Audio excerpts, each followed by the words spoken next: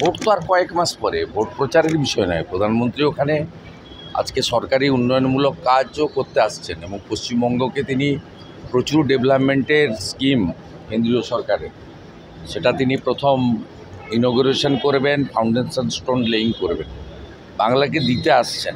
Vote তো ভোটের সময় হবে।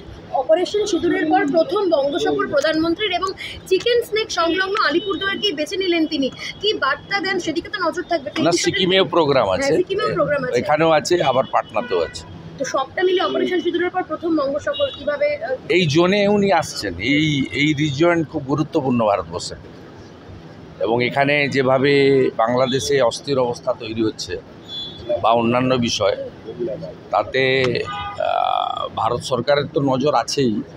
তো আমরা আশাবাদী প্রধানমন্ত্রীর মুখ থেকে আমরা খুব বলিষ্ঠ কিছু বার্তা পাব, যা দেশের পক্ষে তো যথেষ্ট এবং পশ্চিমবঙ্গের ক্ষেত্রেও গুরুত্বপূর্ণ। আমি ওর সম্পর্কে উত্তর দেব। যে নিজের বাবাকে চোর বলে তার সম্পর্কে উত্তর দিতে রুচিতে বাধে, এই সকালবেলায় এইসব আজে বাজে লোকের নাম করবেন না। আমি এর মন্তব্য করতে পারব। আয়োজক আলিপুরদুয়ার জেলা বিজেপি, তারা বলতে পারবে তারা কাকে ডেকেছে কাকে। বাংলা